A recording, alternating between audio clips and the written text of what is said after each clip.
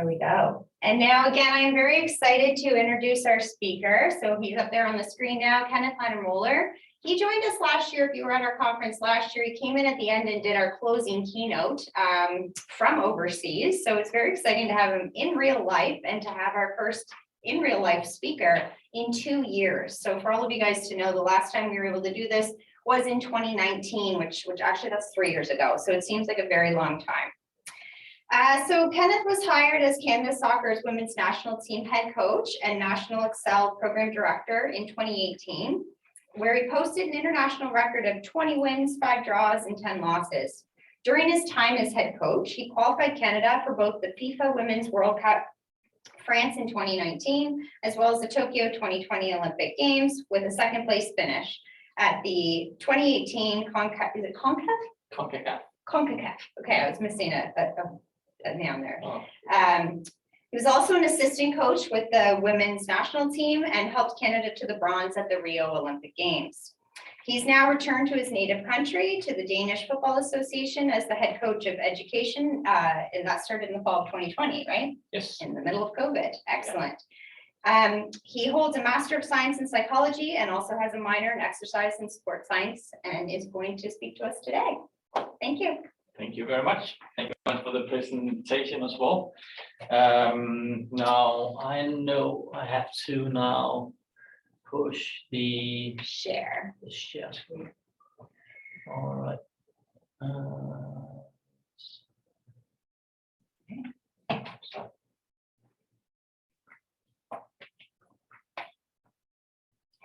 Good on your end, Christy? Yep, I'm gonna bring it.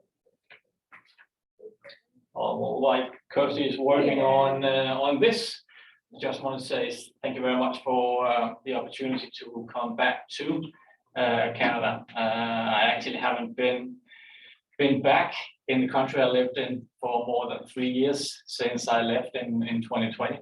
So it's been great coming back, and also my first time here in Halifax. So that is great. Just ran here this morning, so beautiful city. Once again, coming to Canada, always beautiful city. So it's been a while since I've been doing presentation in English, so I might be stumble over a few words, but I hope that's okay with you. Looking at who and seeing who's on this presentation as well. Definitely also, very, now I won't say uncomfortable, but I know there's a lot of knowledge out there. So what I will do is I'll give you a little bit of insight in where I'm coming from, and then I'll kind of lend you my glasses, because I don't think at all that I've got the answer of everything at all, but it's how we have been working on some of the topics, and that's what I want to do through the different presentations I'm doing here. So at the end, there'll definitely be some time for questions. So I don't know if that's an opportunity to actually do here, but anyway, I'll make sure that there'll be some time for that. Let's see if this works.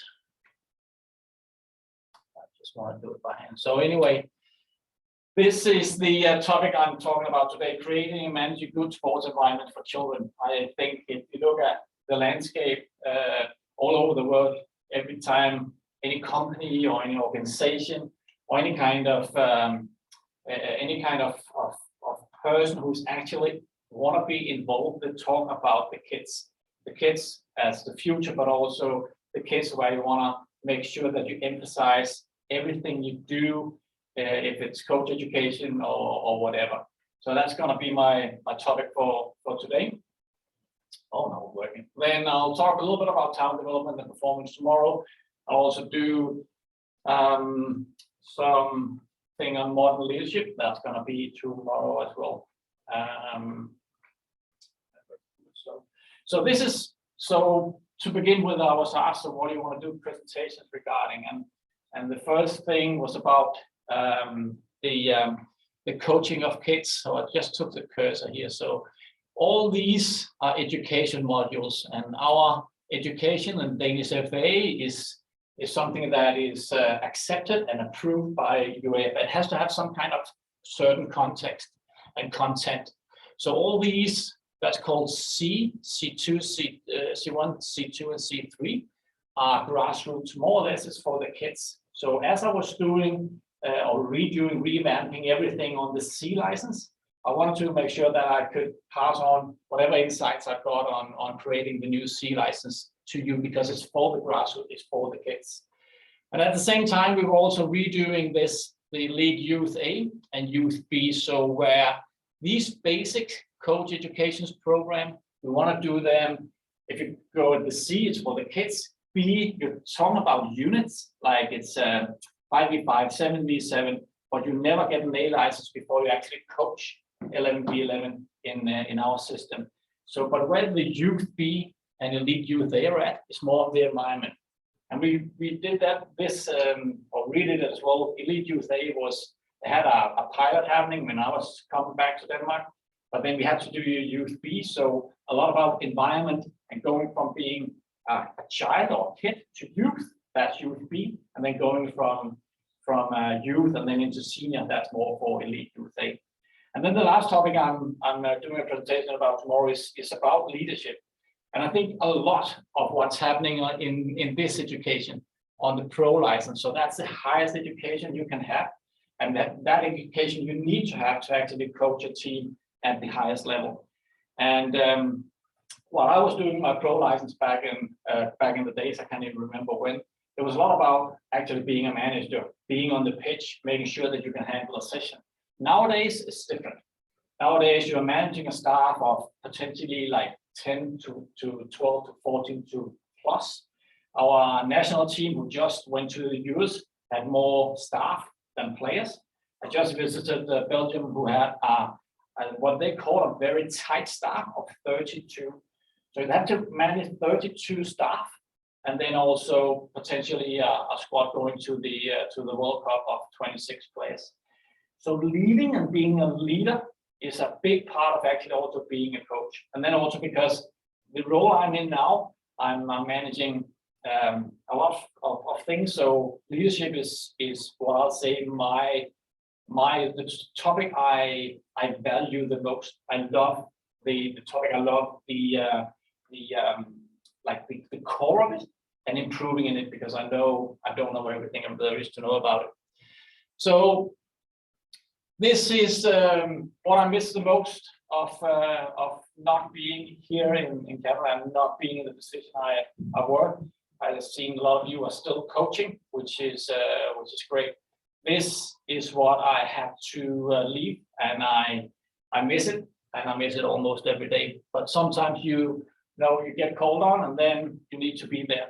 So I talked a little bit about this the last year. I don't anticipate everyone to actually remember, but it's called "We Are the Life We Live." It's a little bit about the thread. So that little black thing is the thread that we go through life, and we're like interwoven with other people, and then when we meet them, they kind of create the ones we become.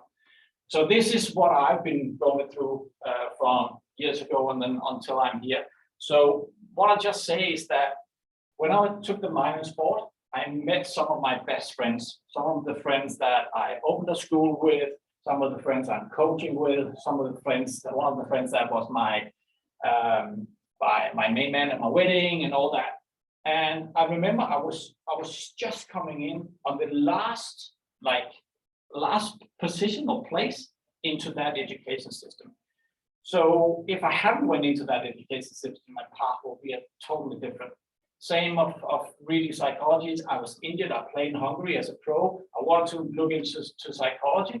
And if I didn't have done the psychology, I'll say if I haven't been injured, I wouldn't have done this psychology. And then all the things that have opened up to me was never able for me. So all the things about working in the Danish FA, working in Canada, all the different inputs I've been given for so many smart, intelligent, but also very likable, enjoyable people.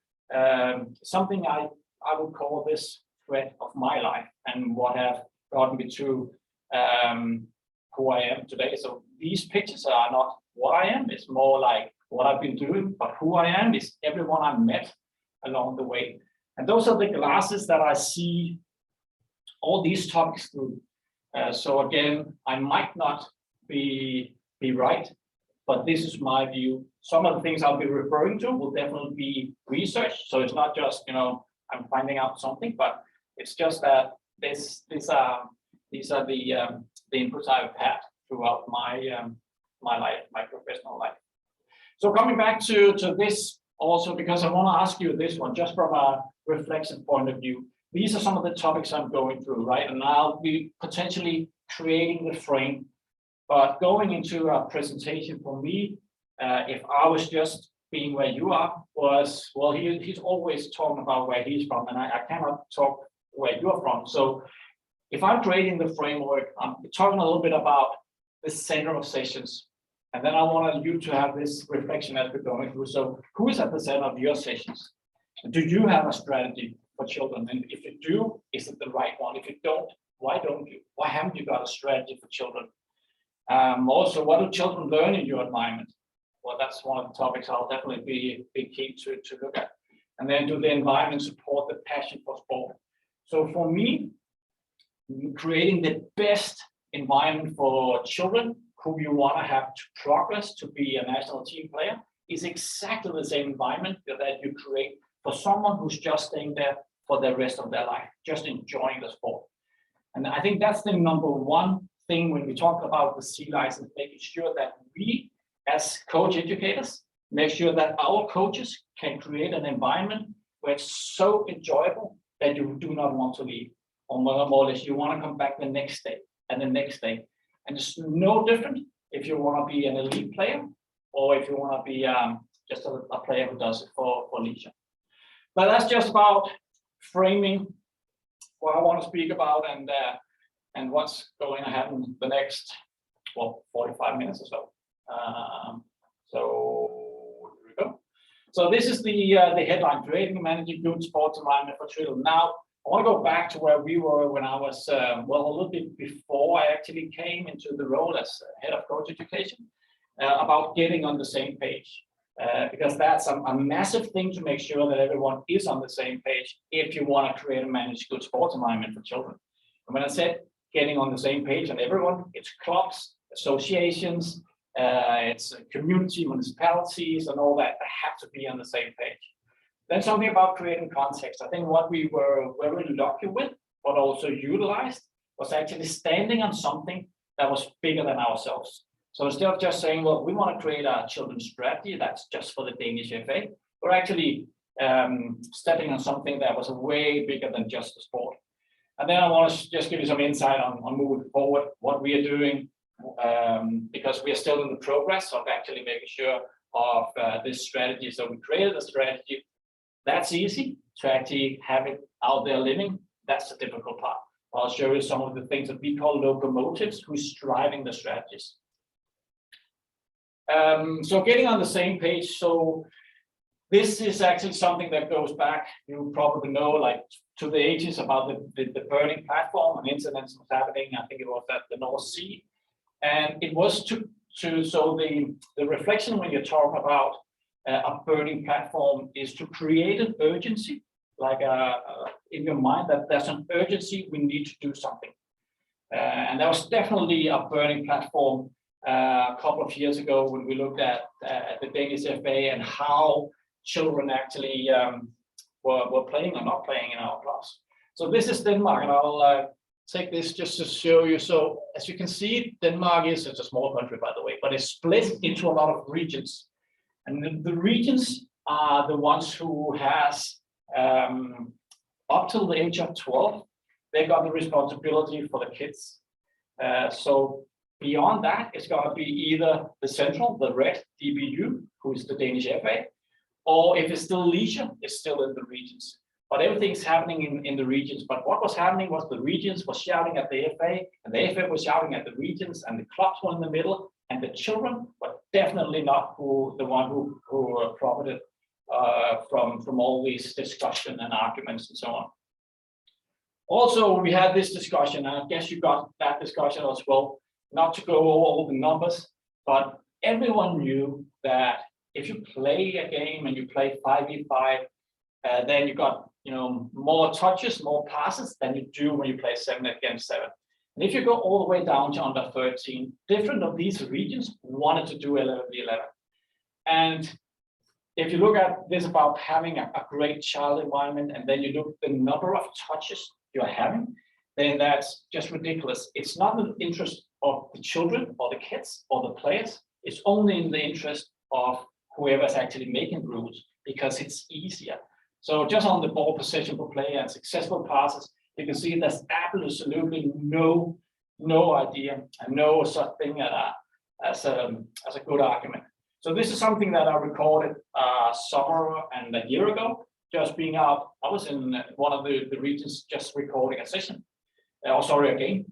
And I'm just saying that this player who's playing the goalkeeper, if I'm saying that I want to create a passionate environment where the kids just want to come back the next day, I'm in doubt that this guy will come back the next day, because he wants to play the game, right? And he's so far away from the game. I know he's the keeper, but still, if you're playing this kind of size of pitch, and then you're like 8, well, you don't see the ball much. You're playing 7v7, and going back to the previous slide, you can see you don't have a lot of touches. So they signed up for the game, and they're not playing it.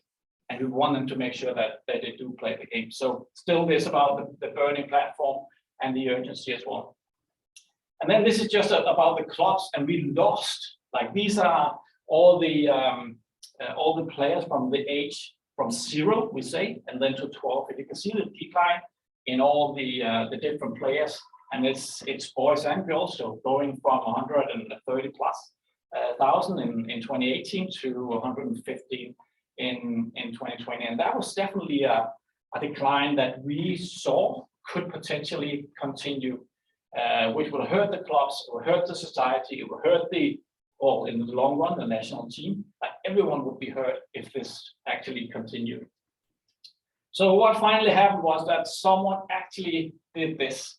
They went a little bit above, not just looking on the regions, not just looking at their club, but they actually went a little bit above, and they said, all right, so for the sake of Danish soccer and the children, what do we need to do?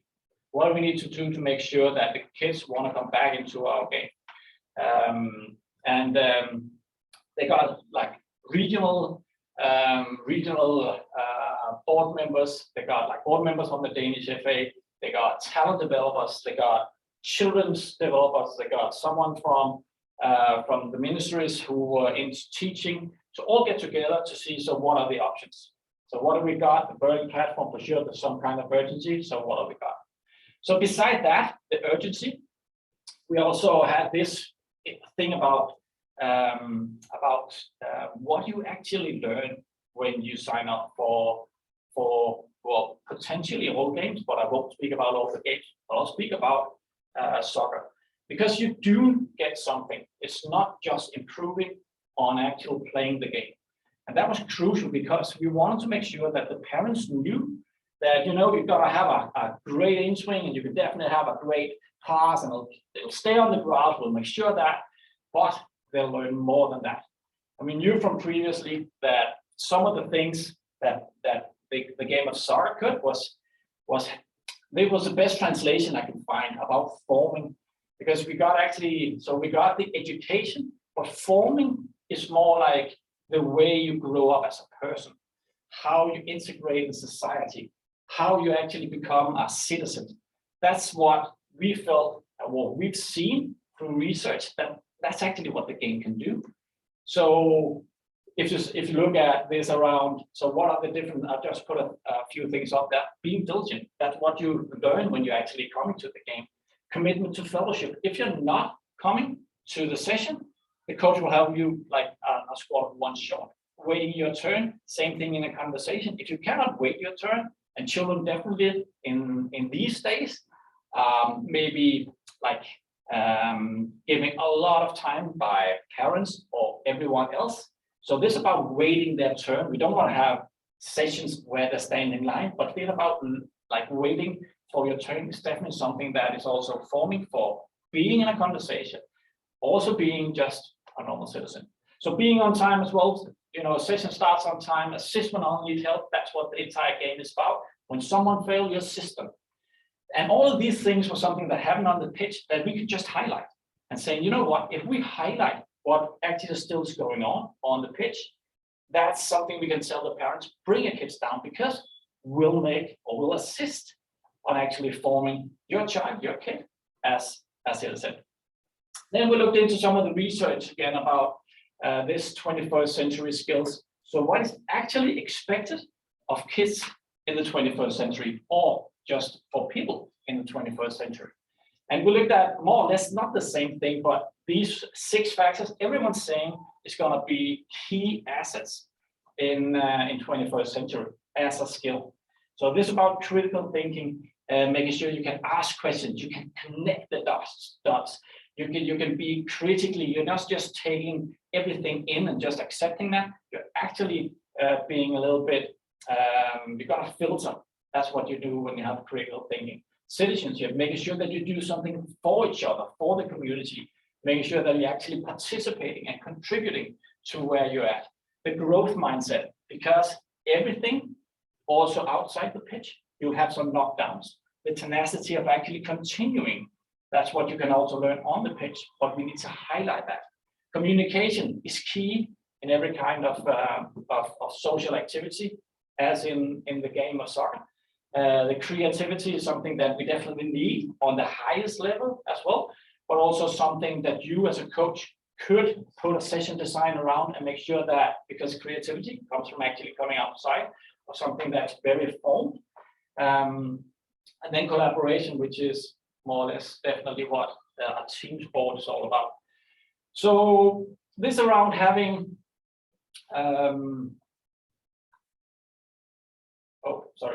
this about having, I'm coming back here.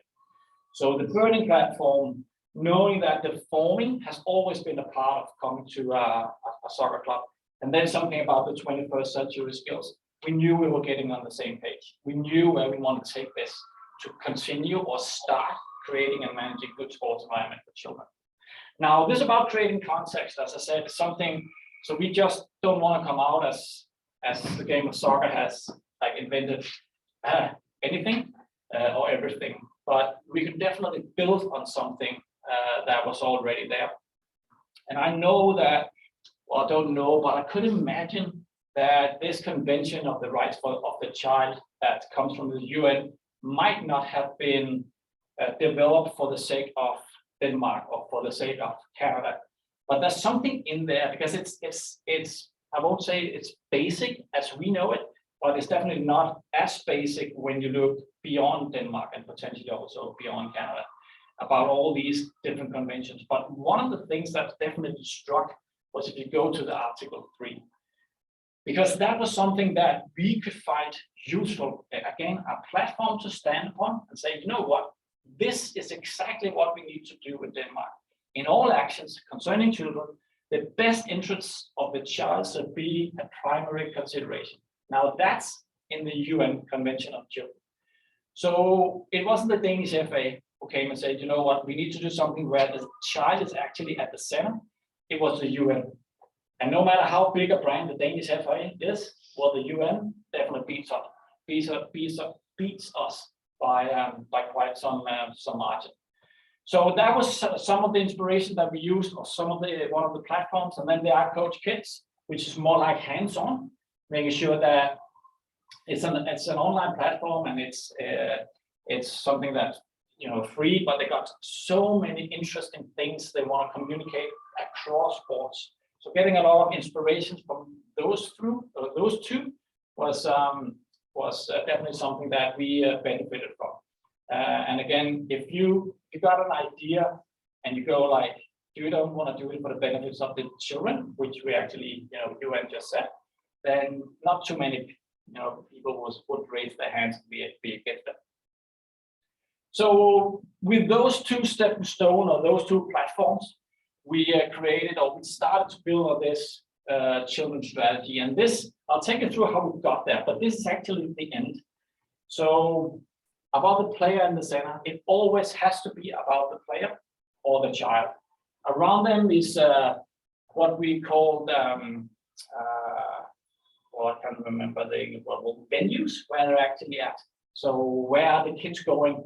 So they might be at a match, they might be at leisure time, they might be training, they might be at school. Around there needs to be something that was inputting to that, like competencies. How do we get that competencies into the training? How do you get the resources into the school? What did research tell us about the match, and how could we organize? And then around was everyone who could contribute. And I will come back to it, but I also know from being in Canada that private companies is a thing. But we want to make sure that we accept it. It's a thing, instead of just turning the blind eye and saying it's not happening. It is happening also in Denmark about private companies. So making sure that we got everyone in this kind of model. So take you back to this. So this is where we started, and then we looked at the DBU promises for children. That's on the player. The DBU's children's rights. That's on the people, on the person, on the kid, on the child. And I want to go through some of the children's rights, but just so you know what's underneath, it's something about the game. We'll make it fun. We'll make it safe. So these are the promises that we gave to the children. If you're coming into our club, we'll make it fun. We'll make it safe. We'll prioritize the love for the game. And then there's 10 promises for the children there. But what's more important is this about children's rights, because we're definitely on this part, mingling or staying with the UN and their rights. So equity and protection from discrimination. So again, it's different. It's been such a pleasure coaching women in Canada, because it's definitely closer, if not very equal, to actually coach the men. In Denmark, it's not the same. So if you come and you're 6-year-old or 8-year-old, it's very different what you get of opportunity if you are a girl or if you're a boy. We need to make sure that that did not happen, or make sure that we did have some procedures that it wouldn't happen. And then development on the children's terms, I'll show you a few examples that we're creating a video around. The right to soccer, which I think is super powerful when you see the video in a few minutes. And then make sure that you see parents as a resource. Often in Denmark as well, we see parents and grandparents, because actually one of the research that was made was kids actually see that grandparents has a bigger impact in their sport. And that's sometimes because they're retired, they take you to the game, they ask you the questions that your parents don't. But parents as a resource, instead of sometimes we always saw them as something that we need to take out of our game, but it is a resource, and making sure how can we actually have them as a resource. So involving them, for instance, in a pre-match, like when you're having, if it's 8-year-olds that plays, if you're not sure as a parent what to look for, the only thing they're looking for is who's winning. But if you're saying, you know what, we've been working on actually shifting from side to side, and potentially you can count, then all of a sudden they see something else. So making sure that you can involve them in what they actually can be looking for. The right to upgrade the life of children, a part of something bigger, and so on and so forth. But anyway, I'll show you a few two examples on how we created a video to support these rights.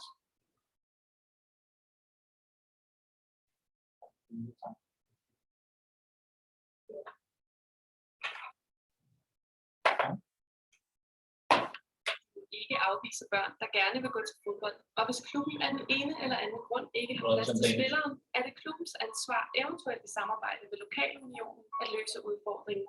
For eksempel ved at finde en anden lokal klub, der har plads, eller skaffe en ekstra kvalificeret træner, eller skaffe mere baneplads. Det må aldrig blive barnets problem, da ethvert barn selvfølgelig DBU's børnerettigheder har ret til fodbold. Fokus skal flyttes fra resultater til udvikling og læring for alle børn gennem leg, samhørighed og selvbestemmelse. Selv når vi spiller kamp, skal resultatet ikke være i fokus for de voksnes side. Børnene må hellere end gerne gå op i at vinde sammen, men træneren skal sørge for at inddrage børnene og give dem medbestemmelse. For eksempel skal den bedste målmand ikke per automatik sættes på mål af træneren med det formål at vinde kampen, hvis barnet også gerne vil spille ude i marken. Børnene skal ses, spørges og lyttes til, fordi de ifølge DBU's børnerettigheder har ret til, at udvikling sker på deres præmisser.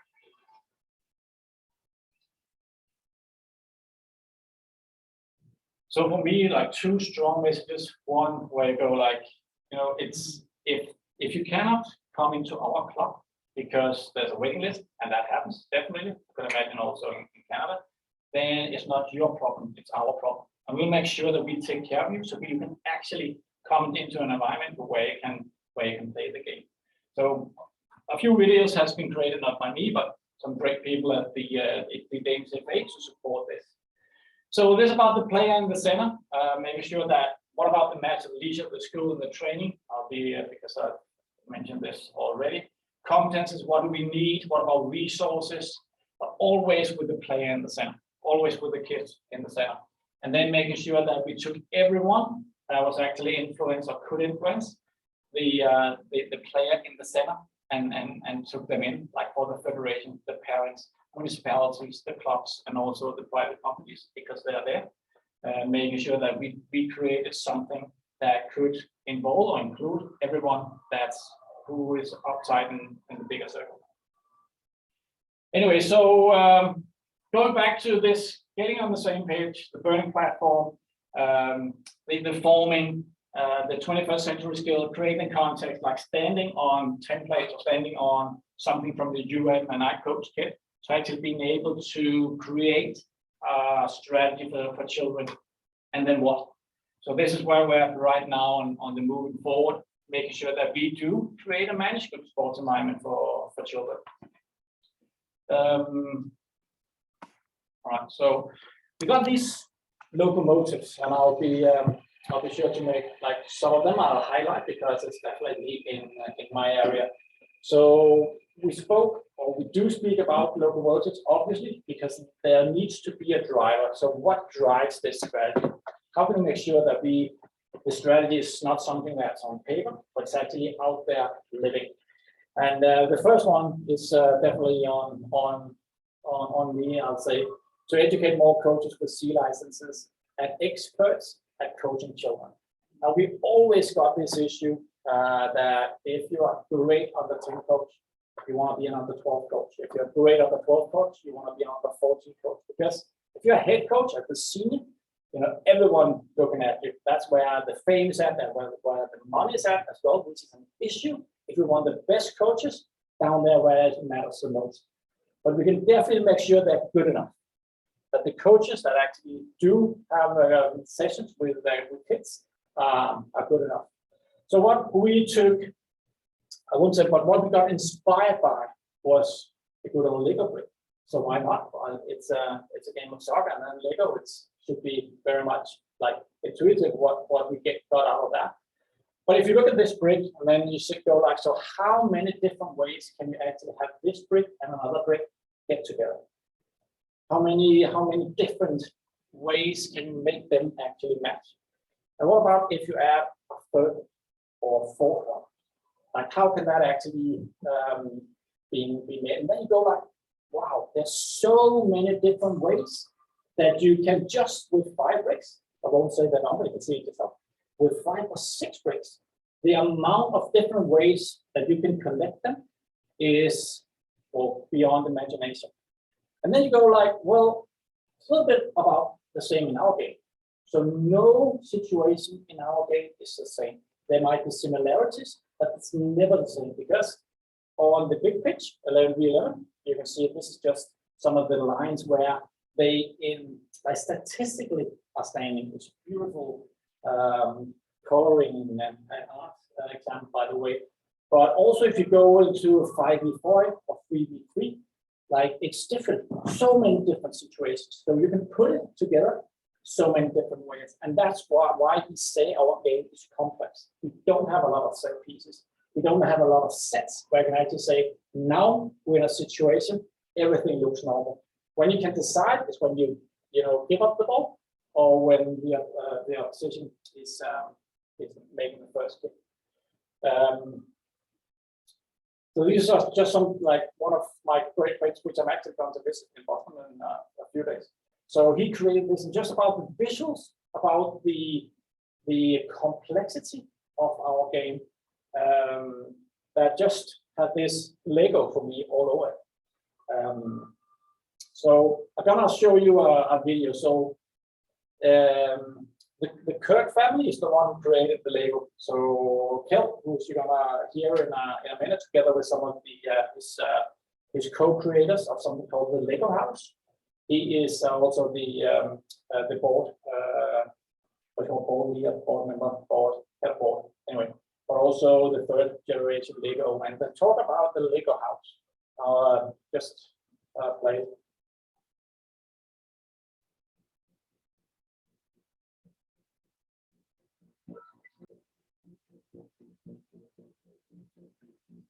All right, so you might have taken something away from this that's different for me, but looking at this presentation of Lego House from Kel, what I took definitely from this is something I find super valuable, also in transcending into the C license and what you actually want to make sure that happens when the kids are there. So support learning through play.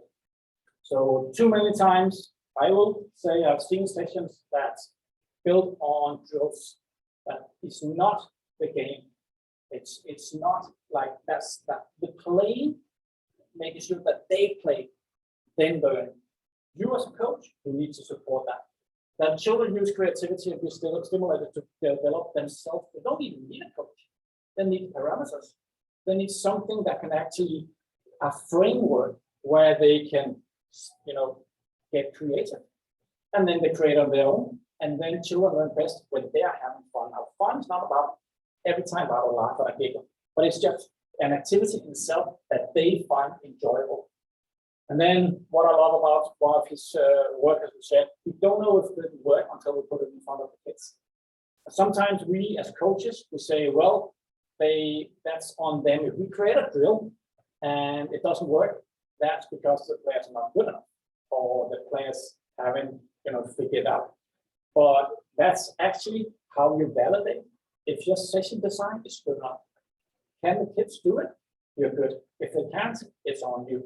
So, and then we have to be playful. I don't know if you saw the look in Cole's eyes when he spoke, because there might be some things on the signal here. But anyway, I can see the smile, and I just want to bring them outside to coach the kids, because that's how we want our coaches to be able to actually transfer this about being playful to the coaches, from the coaches to the kids. And I just want to give you some. So how does it look, the Lego house? Well, it's done. Definitely look a little bit like Lego, I'll say. Yeah, so that's how it impacted how we create the C license, also the B license. And I will speak about the C license. This is about constraint manipulations. So sometimes you as a coach, I've done it myself, like I've definitely done it myself, where you say, when you got the ball here, play there. You cannot play there. Sometimes play there, but there you can play, you cannot play there. That's not the way for the kids to explore their options. You make sure that you make the drill, and you might say, if you play to that cone over there, you get 3 points. If you play to that cone over there, you get 1 point, and they'll try to get over to this cone instead of that one. So you're manipulating the constraints around them. The representative learning design, I'll come back to that, because we've got a beautiful graph made by someone in New Zealand, you might know. And then repetition without repetition. Again, raise my hand, done it so many times about a ball that's actually on the ground, and you start with a dead ball, and then everyone's in position, and then go. But that's not the game. The game has everyone's different positions all the time. So can you do a repetition without exactly the same? And then that impacts the coaching, the athlete environment center coaching. So information, the movement. I use a coach facilitator, or moderator. And then the relationship. Are you helping them? Are you helping the kids to find their way? And then just on the last few things, the non-linear learning. I think if we look at kids, especially I'll say outside the classroom, potentially also inside the classroom, we expect them to add a little bit extra all the time, and it's just like linear. They are as intelligent as a 3, and then a month from now there's a 4, and a month from now and then there's a 5. If you have the same expectations for kids during the game, you'll be disappointed. Because all of a sudden they find it, they fix it, they look at it, and they excel, and they're definitely not linear. And then it takes some time where the curve actually more flattened. So you have to accept as a coach that the learning is not like a straight line. Let me see on the time. So this is the thing about, and it is super easy and very, very simple. So does the session that you're creating, is that representative of the game? So for example, if you're like 8, you play 5v5. If you're 8 years old, you play 5v5. So that is the full game. So how representative is the thing you're doing right now for the game? And then also on the repetitions. You have many repetitions or few repetitions. So I won't say that's somewhere you have to be that's best. That's something you do not have to be. And that's in the lower left side. They're not representative and few repetitions. And I see still a lot about, especially around warm-up, where you go like, is it for soccer? Is it for basketball? Is it for athletics? Or what is it for? Like, could you potentially put a few balls in there and make it a little bit representative? Maybe not for the game, but like more than just running around some cones. And then we ask the coaches, so where in this session, where would you put yourself? And they say, well, I would put myself into few repetitions, but representative, because we play 5v5. That's definitely all the way out of representative. And then the question, so could you get, what would you do? What kind of handles would you twist to make the session have more repetitions? So having this discussions around, so is it actually with a lot of repetitions? Does it represent the game? So super simple, but for us, very, very helpful. So back to the locomotives, raise the number of children development coaches in the clubs. Children development coaches in clubs are someone who's not responsible for a team. They're responsible for under 12 coaching staff, which is a massive asset. We have found that out from previous research as well. Then just something that I would definitely hope that you have got as well or will get is to be certified or licensed. I know sometimes it's not the best, and I know that some of our clubs have they are not too happy about it. But once again, if you say, do you know this is for the children, what do you think? And they say, well, they cannot be opposed to that, but they have to be certified, and they have to have a written agreement with the regional FA, and this is the thing that they must prioritize to soccer financially, organizationally. So financially, since so many times again, when kids come in, it's not as expensive to go to actually participate in sport in Denmark as it is in Canada. I'll say for my girls, if they play a full year of soccer and they have 2 sessions a week, they'll pay like $200, which is not a lot comparing to Canada. But then you still get this around, the balls were flat, or they couldn't get like the matching jerseys, because all the different money was allocated to the senior men's team. And the senior men's team were kind of playing in the 5th, the 6th, or the 7th ranked league. So we need to make sure, if you want a license, if you want this agreement, or if you sign this agreement, you need to make sure you prioritize it. And then they must commit to the things that to right promises. You've seen that already. You must contract a children development coach. As again, we've seen how much it raises the level of the coaching staff if they actually get supervision, or just they can approach someone and say, you know what, I find this difficult. Can you assist me here? Because previously they had no one, so they was just trying to find their own way in the dark. And now they got someone there who's actually taking care of that. And then must have a written and approved colleagues until having this from the police, so you know that it's a safe environment and everything to be in. Then update and develop age-related training concepts. Or age-related training concept is something we created in cooperation with Team Denmark. Team Denmark is the same as Own the Podium in Canada.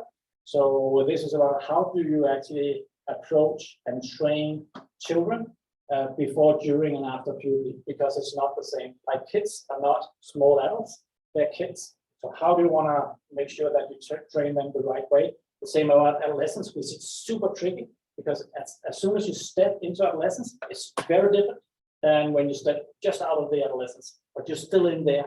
So all the time when we speak, especially to the ones that we got on USA, we say, you know, it's a tricky task. We're not saying it's easy, but you should know there's a difference about coaching kids, coaching young people trying to mature, and then coaching when they're actually full grown. And then establish cooperation with municipals, after school centers, and I'll make sure I got some of this. And then create football festivals.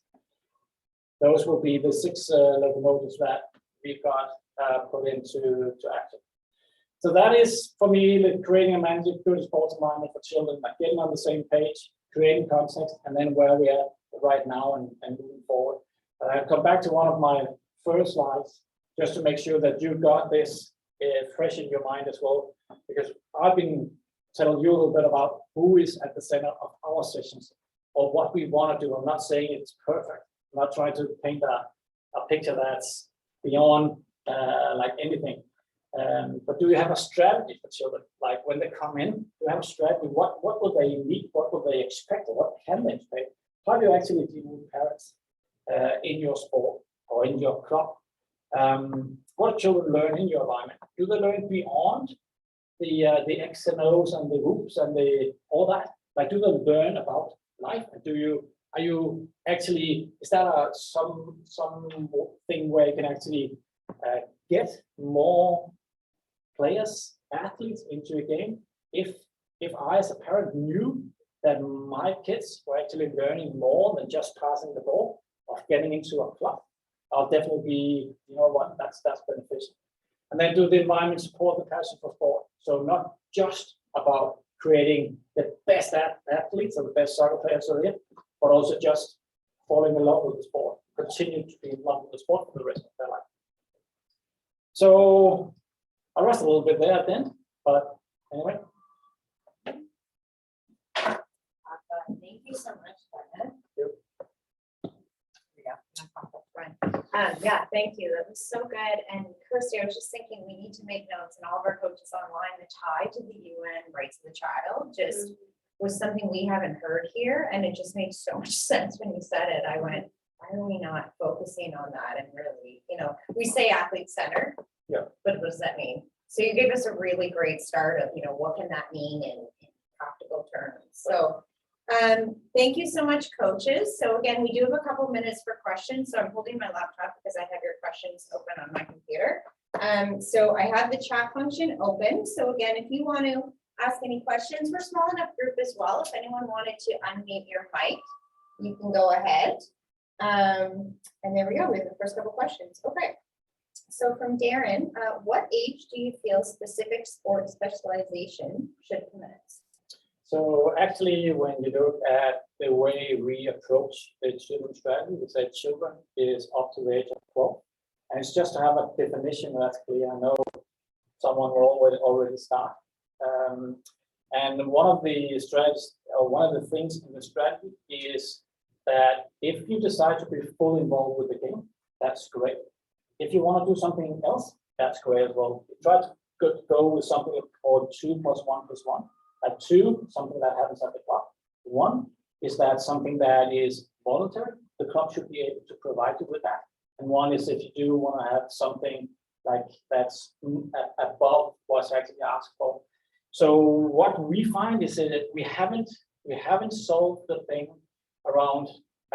So when you're in 8th grade, for example, sometimes the handball and the football or the soccer is at the same time. But we want to support that, because we actually don't find that you should specialize in a sport until you are not a child anymore. So on 13 and above. That's an awesome message. Yeah. And that's definitely not what we tend to see here in many, many sports. So yeah, good message for everyone here. All right, Karen, I love the concept of the youth and C license as valued and prioritized. Yes, yeah, that's again, definitely something there's some talk here in Canada on focusing on becoming a really excellent children's coach, but there's not many practical training systems for that. So soccer here is one of the ones that we're starting to see do something similar. So that's great. Paula, is your coaching development framework organized at a national level and implemented at the local club level, or is it overseen from the national level? So Denmark is a small country, right? Yeah. How small is it geographically? So when I'm going from one end of the country to another, it's 4.5 hours. So Nova Scotia. Okay. Yeah, well, so Okay. that you can definitely Good compare model. it. Yeah, Yeah. exactly. So, so we as a federation oversee everything. We oversee the coaching content. So, but the C1 and the C2 is the regionals who's actually providing the clubs with that. But that's also a part of the Danish FA, right? But we sign it off. So I sign all the courses off, well, not literally, but we sign all the courses off if it's C or B or A and Pro, because UEFA has got us a license. So we need to make sure that the content is appropriate. And sometimes it's bad to have a big brother like UEFA, and sometimes it's good. Yeah, that's true. Yeah, so hopefully, Paula, that answered your question. So Richard says, excellent session. The point on becoming a facilitator resonated. Excellent, Richard. Do you have a view on time for training, play weekly for children, training for soccer, and also how to achieve in a facility constrained environment? So yeah, for background here, we have a lot of facility constraints right now, both indoor and outdoor. So that's a factor for a lot of our coaches. So any thoughts on this one? So we definitely think this about being active for children as well, like 4 times a week is great. They don't have to be involved in soccer for 4 times a week, but being active, yeah. And then because we do want to work with, it says schools, but it's schools plus. So also, so after school, you can go into, we call it a club, but that's where the kids hang out. And we want to see if we can actually have if we can share a full-time employee who is there for the kids as a pedagogue. Like some kind of teacher. Yeah, well, but he's not teaching, he's not there just doing games and all that. And then part-time potentially coaching at the club, because people want to have a full-time job and we cannot provide them with that in the club. So that's where we want to share. Sport childcare. We need this. We need this.